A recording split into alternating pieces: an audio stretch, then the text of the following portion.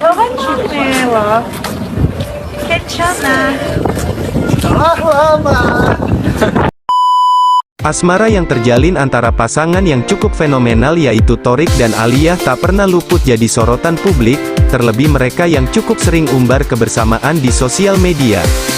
Diketahui, usai Thorik putus dengan Fujianti Utami, ia tak butuh waktu lama untuk membuka hati dan menemukan pengganti.